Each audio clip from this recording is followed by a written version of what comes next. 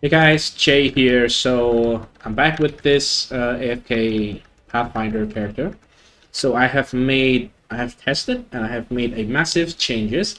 I have been avoiding to make this change for the longest possible time, but finally I cannot avoid it any longer. And it is the Adorned setup. If you don't know what it is a unique passive, a unique jewel that has a very huge range in price. If you don't care about the roll, right, it can be like very freaking cheap, but for the maximum roll, or close to maximum, 150 is the maximum. 140 here's 80 divine, right? 46, 100, and 150, 400 divine for the maximum roll. What I want, what I have here, and what I probably recommend for like a budget setup is around 110, right? So this is the threshold that I would recommend someone who want to try this setup at least. So that is going to be 4 to 5 divine. I bought mine earlier for 6 divine for this roll.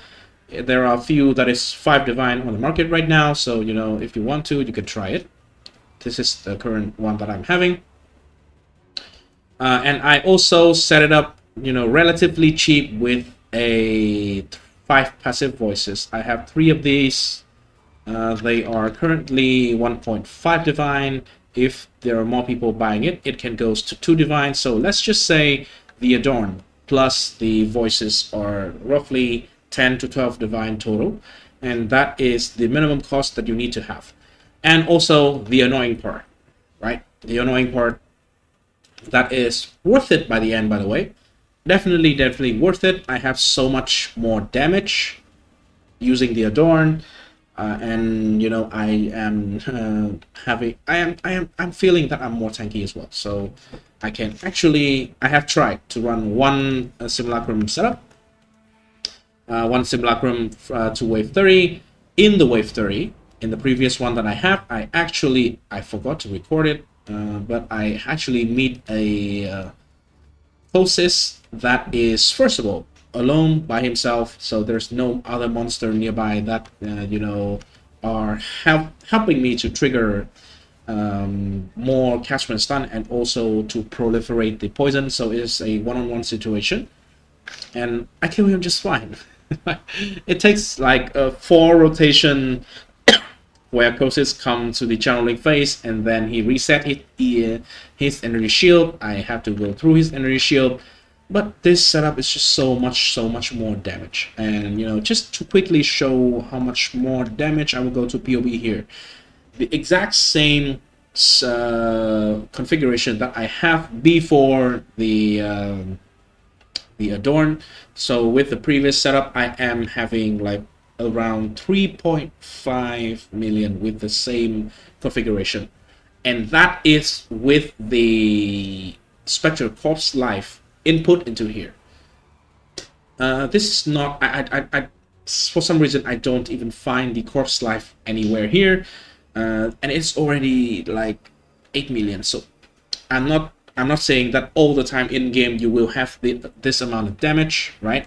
Because it really depends on how often you are hit, but just relatively comparatively to the previous setup, we are having more than double the amount of damage, probably triple the amount of damage if we are inputting the corpse life into the POB, right?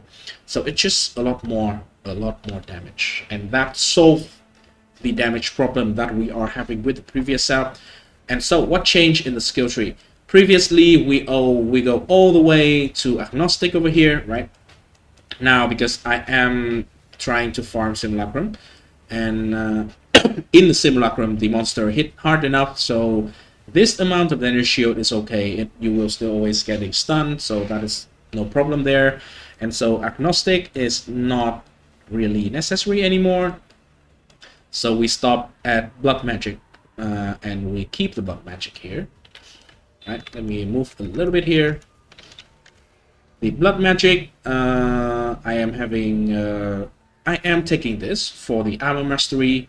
That is 30% reduce extra damage from crit, but also for the gain endurance charge when hit. We get hit all the time, we gain a bunch of endurance charges, and that enable our character to have this mastery over here. No, the mastery, I'm sorry. This guard skill over here. This is the tankiest guard skill you can have. I mean, it's not up 100% of the time, but half of the time it's okay in my book. Yeah, I am linking it to increase duration. So far, I don't see the need of running Plague Bearer in the simulacrum anymore, so I am running this Immortal with the automation and increased duration.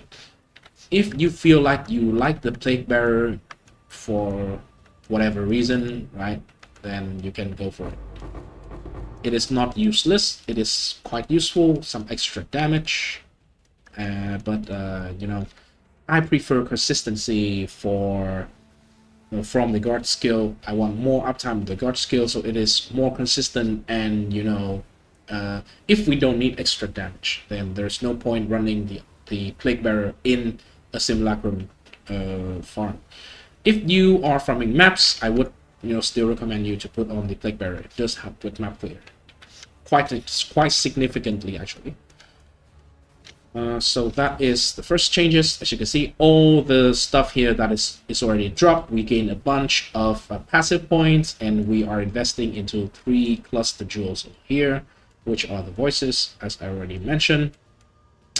This is so inefficient that you will see here I even have 115 strength point here because I need 15 strength for all the gems that I'm using. So yeah, the gems levels are important. I don't want to reduce their level by any circumstances, so I want to invest in 1 point for the strength. I think it's worth it. This is a very low. I just started this one, so don't worry about it. What else should I talk about in this setup? Oh, the jewels, right? So they are extremely painful to craft. You either have to outspam yourself through thousands and thousands of alteration. That is probably the cheapest way, but also very time consuming. I tried, right? And I have made these myself. Most of them are chest to poison and poison duration and life. So these are the 2 roles, right? And I think they are the best as well. I would have one more of those, or have a better roll of those if I just need like two jewels that is 5% chance to poison on hit instead of 4 to reach the 100% chance to poison. But this is good enough, right? I'm not a perfectionist. This is none of my jewels except for this one are actually 7% life. All of them I settle for 6%, right? 6%, 6%, 6% life, 6% life, right?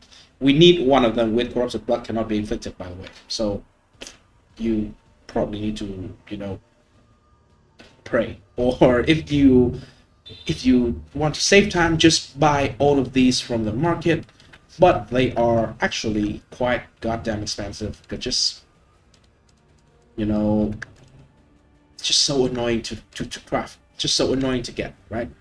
Basically, you are buying your time with your device. And let's say if each of these costs like 2 to 3 divine, and you need, for example, in this setup, you need 7 of them. So that is like 21 divine, and it saved you like 4 hours.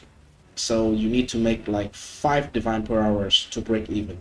So if you are making anywhere more than 5 divine per hour, just fucking buy these jewels, please. Do not craft them. They are so damn painful to craft, to be honest. Very painful. I hate myself doing this. Holy, so painful. By the way, I need 4 more strength in order to use a full strength gem that is level 21. Luckily or unluckily, right now all of my strength gems are level 20 only. None of them are corrupted to level 21. I don't think I need level 21 on any of them anyway, so that works out, right? This ring, by the way, is also very trash. It only have a tier 1 strength and a tier 4 int, which is just perfectly the amount of stat that I need. And yeah, as you can see, the life is horrible. The resistance is also just barely enough, right? You can have much better gear than this, than what I'm having right here. But I think this is affordable, right? This ring, I bought it for 8 chaos, believe it or not. I believe it should be around the range of 1 divine, but I bought it for 8 chaos, and I buy the quality, what is the catalyst for attribute, that costs 40 chaos. So the total cost I spent for this particular ring from buying it and quality it is 48 chaos. I would say it should probably cost on average like 1 divine for this kind of ring, right? And it saved me all the strength that I need, because I do lose out on all the strength that I had from this side, right? So I need to make it up somewhere, and it was made up with 1 ring and 1 passive point here. I don't want to recraft any of the items that I'm wearing. Probably I can remove this one right now, right? But I still like it, so I just keep it. So what else? Yeah, I don't think that is everything I want to share in this video. So because of the changes here, so the build guide video is gonna be delayed until the beginning next week. I'm gonna test out a little bit more on this setup, but I think, you know, I can definitely say that this setup is superior compared to the non-adorned setup, basically. So adorned is just straight up better, a lot more damage.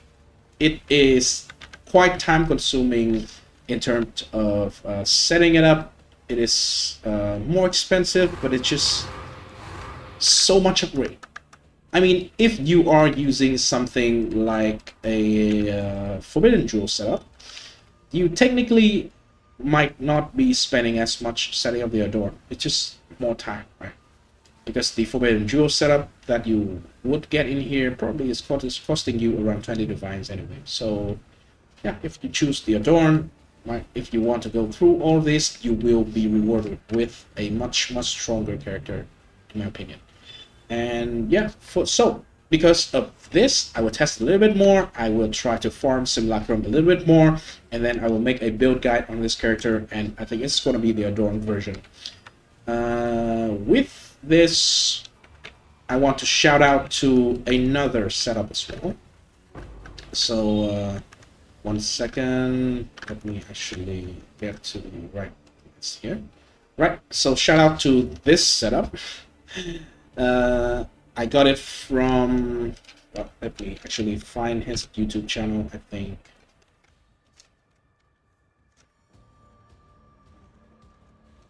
maybe I remember. Yeah, this is his channel. So this guy, he has been following me as well. We have been, you know, exchanging information quite a lot, and he is using a Volker's, right? He's using Volker's and Mahus Auto, anything like that. I'm not sure. Let's look at his POE. But if you want, you know, follow his channel as well, give him a subscribe. He's almost 1,000. Right, so shout out to this setup. You can get a lot of life from this if you use this glove over here, right? Then that means you can have this scepter, and if you are tanky enough, in my opinion, you should be tanky enough, you don't need to use the Mahus Auto, and you can use a second scepter, which can be like a very crafted rare scepter, or a very well crafted dagger or something like that. That will be very good. And yeah, that potentially can be a good one. I have not tested this one because it has 50% less poison duration, and for poison in particular, poison duration is actually also damage, so I don't want to cut it in half. And eventually we are using the original sin anyway in the very end game setup, right? And that is just trade better, right? And right now, since we are doing enough damage with double consuming dart, I think the double consuming dart is just very safe setup for this build. Easier to find, in my opinion. Maybe I would try the Volker. It's not that hard. I would try to get one Darkseer, one Volker, maybe even two Darkseer. Because each Darkseer, if I reach level 100, it will give me 200 flat life, which is a huge amount of life, by the way. Because we are having a lot of percentage increased life from the Adorned. So that is going to be very, very strong. But since I don't think we are needing any more tankiness than this, then probably I would just keep it simple. So, you know, just get to the consuming dart. If you have some extra money, get the increased damage over time on the implicit corrupted, but the normal one should be fine, right? And yeah, that's everything I want to talk about in this video. You know, if you want to play this style of build, AFK, no button pressed, or anything like that, just chill in a simulacrum. A lot of people are enjoying it, me included. So yeah, you're gonna give it a try. I will make sure to leave a link to the current POE in the description. And also, if you want a more, you know, detailed explanation on how to set up this character, I will be releasing a build guide, fully explained everything in the future, in the very, very near future. And so stay tuned for that if you are interested in that. So until next time, peace. Oh, Fiend Dagger. Is this the consuming dart? All right, this is fun. Hey,